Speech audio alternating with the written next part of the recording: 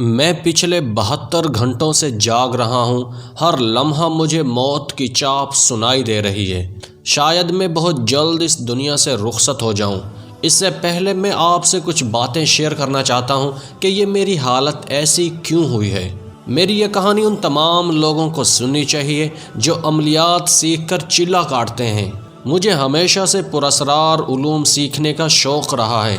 جہاں کہیں مجھے یہ لکھا ملا کہ اس دعا اور وظیفہ پڑھنے کے بعد آپ کو فلاں خصوصیات مل جائیں گی، آپ کی تیسری آنکھ کھل جائے گی، کشف کر سکیں گے اور مردوں سے بھی بات چیت کر لیں گے، تو میں وہ وظیفہ کرنے بیٹھ جاتا۔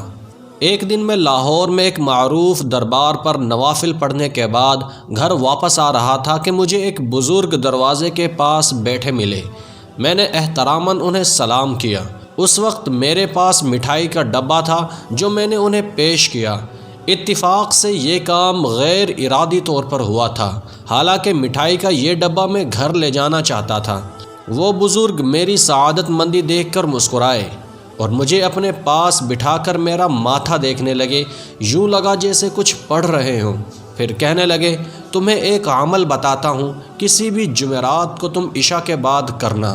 میں نے فوراً شوق سے کہا، میں کروں گا حضور۔ تمہیں کشف القبور کا شوق ہے نا؟ جب انہوں نے یہ پوچھا تو مجھے یقین ہو گیا کہ یہ بزرگ بہت پہنچ رکھتے ہیں۔ انہوں نے میرا دل پڑھ لیا ہے۔ میں نے اقرار میں سر ہلایا اور انہوں نے مجھے یہ عمل بتایا۔ میں نے اگلے دن جبکہ جمعرات تھی یہ عمل پڑھنا شروع کیا۔ انہوں نے جو پرہیز بتائے تھے وہ میں نے کیے، اور 3 جمعراتوں کے بعد میں اگلی رات 12 بجے سفید خوشبودار کرتا پہنا، سر پر ٹوپی لی، ہاتھ میں اگر بتیوں کا پیکٹ تھاما اور باوضو ہو کر قبرستان چلا گیا۔ میں نے ان میں سے ایک ایسی قبر کا انتخاب کیا جس پر کتبہ لگا ہوا تھا۔ یہ ایک مرد کی قبر تھی جس نے 45 سال کی عمر میں حادثاتی طور پر وفات پائی تھی۔ میں قبر کے بائیں جانب اس کے قلبی رخ پر بیٹھ گیا اور عمل پڑھنا شروع کر دیا۔ میں نے محسوس کیا کہ عمل کے نتیجے کے مطابق قبر سے دھواں اٹھنا شروع ہو گیا اور ایک ہیولا سا بن گیا۔ اب میں نے بزرگ کی ہدایات کے مطابق اس ہیولے سے بات چیت شروع کر دی۔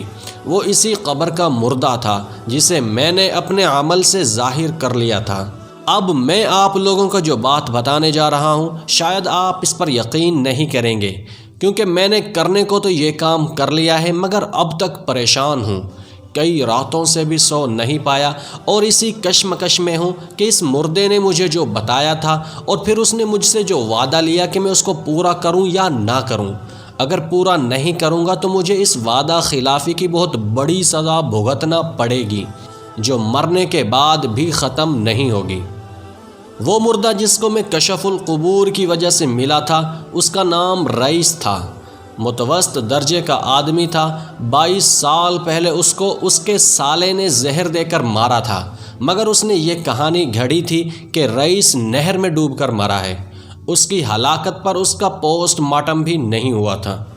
مردے سے اس دوران زیادہ باتیں نہیں کی جا سکتی تھیں، اسی لیے مختصراً اس نے یہی بتایا اور وعدہ لیا کہ میں اس کے بیٹے کو یہ بات لازمی بتاؤں اور وہ اس کا بدلہ لے، ورنہ وعدہ خلافی کی صورت میں مجھے دردناک موت سے دوچار ہونا پڑے گا۔ رئیس نے مجھے اپنے گھر کا ایڈریس بتایا۔ ظاہر ہے موجودہ حالات میں اس گھر کو تلاش کرنا آسان نہیں تھا، لیکن میں پھر بھی اس پتے پر پہنچ گیا اور کسی طرح بوڑھے لوگوں سے پوچھنے میں کامیاب ہو گیا کہ کبھی اس علاقے میں رئیس نامی ایک شخص رہا کرتا تھا۔ اس کے گھر میں جو شخص رہتا تھا وہ اس کا سالہ ہی تھا جس نے اس کو قتل کیا تھا، جبکہ رئیس کا بیٹا اس کے داماد کی حیثیت سے اسی کے ساتھ رہتا تھا۔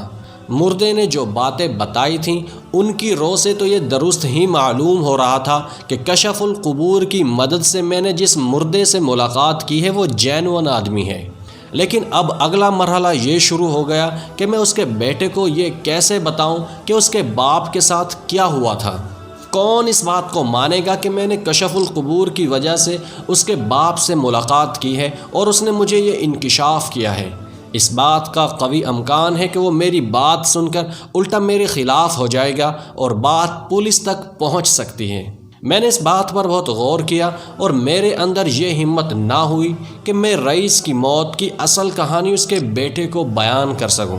میں یہ جانتا ہوں کہ یہ صریحاً وعدہ خلافی ہے، اور جیسا کہ رئیس نے بتایا تھا کہ اگر میں نے وعدہ پورا نہ کیا تو پہلے میری نیند مجھ سے روٹھ جائے گی، اور پھر میں ایسی موت مروں گا کہ مر کر بھی میری روح کو چین نصیب نہیں ہوگا۔